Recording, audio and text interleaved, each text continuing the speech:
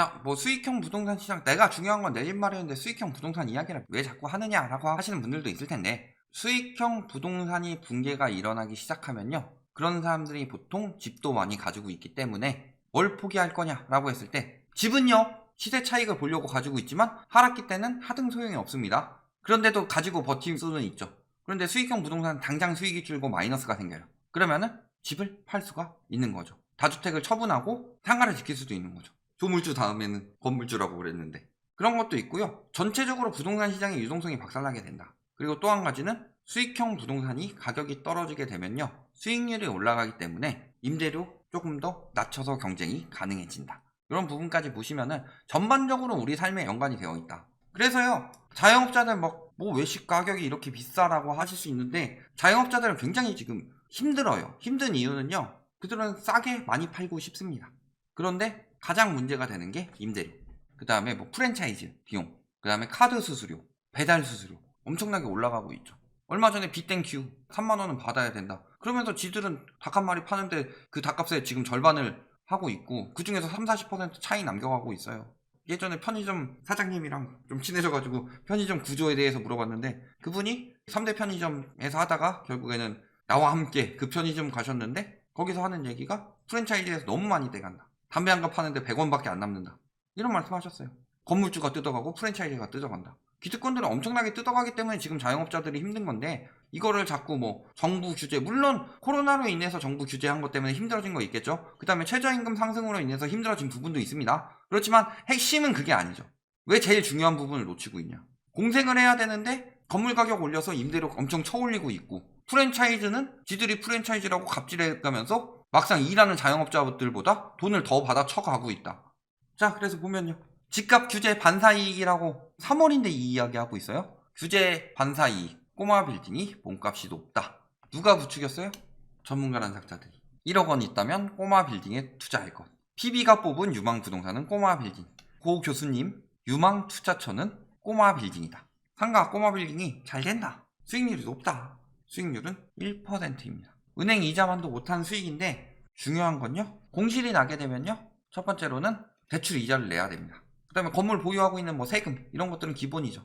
그래서 수익률 1%인데 꼬마 빌딩이나 상가 같은 경우는 대출을 엄청 많이 껴서 사기 때문에 공실이 나게 되면요, 손실률은 10% 가까이 될 거예요. 또 한 가지 뭐예요? 보증금 마련해야 돼요. 상가 꼬마 빌딩 어떻게 사느냐. 일반적인 경우에요, 소액으로 가정을 했을 때 70% 정도는 대출을 받습니다. 30% 중에서 한 5에서 10% 정도는 보증금으로 하고 자기 돈 한 20%, 이 정도 들어가서 살려고 하는데, 요 5에서 10% 정도 마련해야 되고요. 그 다음에 이 70% 대출에 대한 이자 내야 돼요. 근데 수익률 1%예요. 예금보다 리스크는 훨씬 더 큰데 예금보다 수익률이 낮아요. 근데 왜 꼬마 빌딩을 해야 돼요?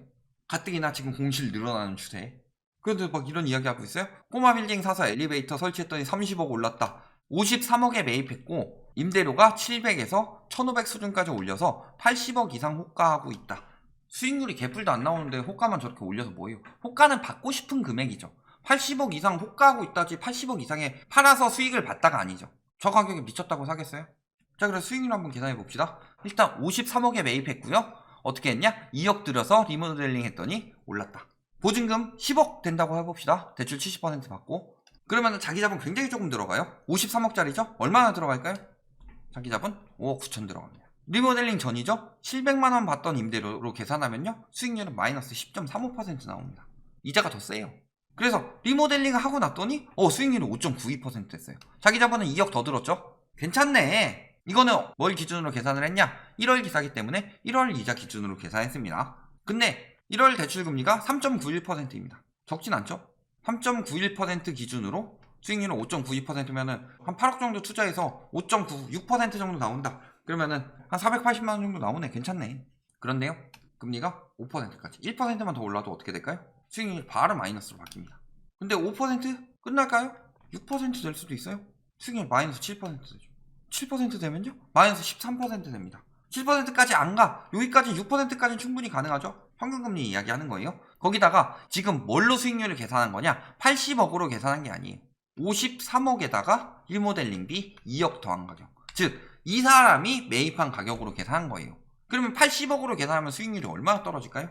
80억으로 수치를 대입했더니 뭐 요거 빼고요. 그러면 자기 자본이 얼마까지 늘어나느냐 뭐 이런 부분 제외하고 수익률이 마이너스 2.5%로 바로 떨어집니다. 대출금리 5%로 오르면요 수익률이 마이너스 6.94%, 마이너스 11%, 마이너스 15.09%. 수익률이 쭉쭉 떨어져요. 누가 저 가격 주고 사요? 80억 이상 호가해봐요. 누가 사나? 미친 짓이죠. 금리 인상기에는요 원래 상가가격 지금은 과잉 유동성 때문에 상가 가지고 뭐 시세 차익 보느니 뭐니 하고 있는데, 상가 시세 차익을 보는 거는 금리 떨어지고 올라감에 따라서 수익률이 올라가니까 지금 월세는 이만큼 받고 있는데 수익률이 높아졌어. 수익률이 높아지면 가격을 올리는 거고요. 수익률이 떨어지면 가격을 낮추는 게 핵심이에요. 원래는. 근데 지금은 뭐 미쳤다고 하는 거, 그 다음에 또 한 가지는 꼬마 빌딩이 탈세의 창구가 되는 거. 요거 두 가지 가지고 장난질을 많이 쳤는데 이제 끝이라는 거죠. 네가 아무리 그렇게 수익률 얘기해봐라. 지금 아직도 비싸게 활발하게 거래되고 있고 그렇나? 그래요? 거래 1년 새 반토막 났습니다. 1월에서 3월, 1월에서 3월 반토막 났죠. 강남 부자들도 손절하고 있다. 수익률이 3%는 돼야 되는데 1, 2%로 떨어졌다. 거기에 공실 리스크까지 있어요. 하나라도 공실하면 바로 손해예요. 아까 계산해 봤는데 바로 손해죠. 누가 사요? 왜 손해보면서 들고 있어요? 손해보면서 내가 들고 있는 거를 나보다 더 비싼 가격으로 더 큰 손해를 보면서 사줄 수 있다고 생각하는 것 자체가 멍청한 생각 아니에요? 그것도 한두 푼 하는 것도 아닌데? 아파트보다 훨씬 더 비싼데? 수십억 하는 건데? 그래서 꼬마 빌딩 고점 신호 했고요. 매물 늘고 호가 상승 제동 걸렸다. 하락 징조죠. 불과 올해 초에 얘기했던 것들인데 벌써부터 거래량 반토막 나고요. 매물 늘어나고 있고요. 호가 떨어지고 있어요. 금리 인상은 주택 중에서는 재건축 아파트, 재개발 이런 것들이 타격을 크게 입고요. 주택보다 수익형 부동산에 더 큰 타격을 준다. 그런데도 뭐 차별화 전략 이야기하고 있어요. 맨날 숨 고른다고 하죠. 떨어지면 무조건 숨 고른대요. 올라갈 때는 폭등하고 계속 될 것처럼 이야기하더니 떨어지는 건 절대 더 커진다는 이야기 안 합니다. 숨 고른다, 조정, 일시적 현상. 근데 살만한 건물이 없죠? 그 다음에 리모델링으로 건물 가치 오르면 이자 상쇄할 수 있다. 리모델링으로 건물 가치 오르면 누가 그게 사주냐? 대로변에서 건물 보여야 하고 사대문 아니나 2호선 라인 추천한다. 싸게 팔지도 않아요. 좋은 것들은. 그 다음에 경매시장 가볼까요? 집보다 꼬마 빌딩이라고 하죠. 그러면서 경매시장 아파트는 시들해도 상업용은 활활 타오른다. 아파트는 97%로 100 밑으로 떨어졌는데 꼬마 빌딩은 120%고요.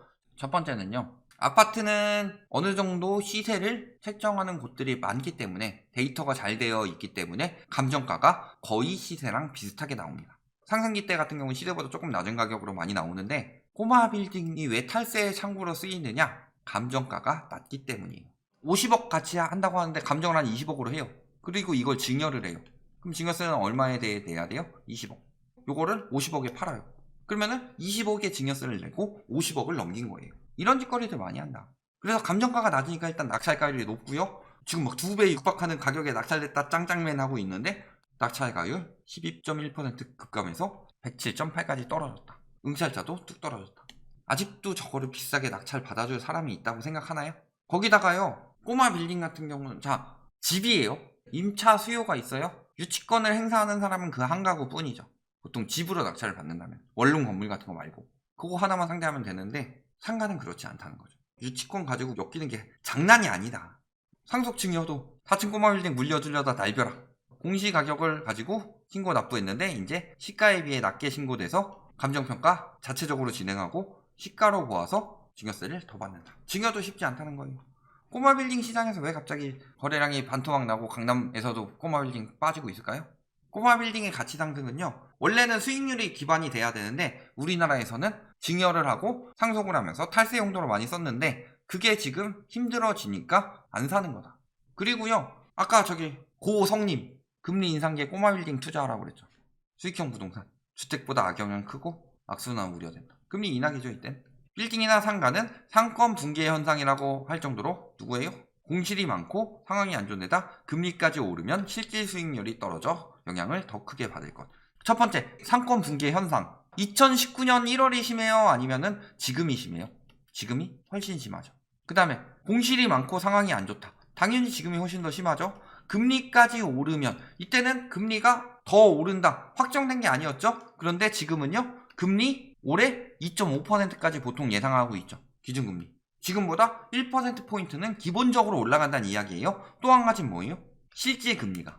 즉 시중금리가 이때보다 높다. 지금 기준금리 1.5%인데 이때는 기준금리 1.75%였죠. 그런데도 시중금리는 지금이 훨씬 더 높다. 그런데 더 올라간다는 거예요? 그러면 상권 붕괴 현상이 일어나서 공실 많고 상황이 안 좋고 금리도 올라가는 상황인데 이때는 왜 안 된다고 해놓고서 지금은 된다고 그래요? 지금이 상황이 더 안 좋은데?